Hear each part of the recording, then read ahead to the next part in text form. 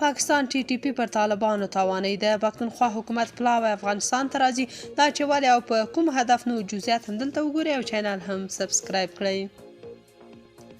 پاکستان چې بار بار پر طالبانو د TTP ساتلو الزام ولګاو خو طالبانو رد کړه. اوس بیا داسې پلان نیولی دی چې دې سره ښکاره کړي چې ګنې د تحریک طالبان پاکستان غړي رښتیا هم افغانستان کې شتون لري ځکه خو خپل پلاوی کابل ته لیږي. د خیبر پښتونخوا حکومت ویل چې په قبایلي ولسوالیو او خیبر پښتونخوا کې د امنیت په موخه یو پلاوی د مرکزي حکومت له تایید وروسته افغانستان ته لیږي چې هلته به د قبایلي قومونو سره خبرې وکړي. پاکستاني خبریال طاهر خان پر خپل ایکس پاڼې د خیبر پښتونخوا د اطلاعاتو سلاکار وکیل ډاکټر سیف د قول لیکلي چې د خیبر پښتونخوا حکومت په افغانستان کې د خبرو اترو لپاره وړاندیزونه چمتو کړي او د تصویب لپاره به مرکزي حکومت ته ولیږي.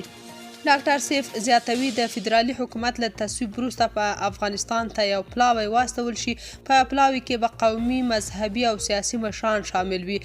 د پلاوي د لیږلو موخه په خیبر پښتونخوا کې د قبایلي ولسوالیو په ګډون د سولې او نظم ټینګښت دی. سیف وویل چې خبرې اترې به د دواړو خواوو د قبایلي قومونو ترمنځ وي او له افراطي ډلو سره به هیڅ ډول خبرې اترې ونه شي.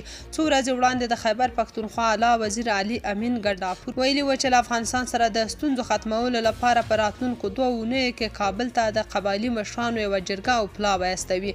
ګنډاپور ویلي و چې له افغانستان سره د پاکستان د فدرال حکومت خبرو نتیجه نه ده ورکړې او په خبره ستونزه یوازې د خبرو له لارې حل کیږي.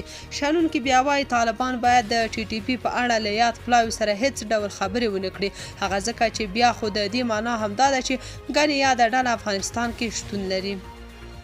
تاسو په دې اړه څه نظر لرئ؟ کمنټ کې شریک او چینل هم سبسکرایب کړئ.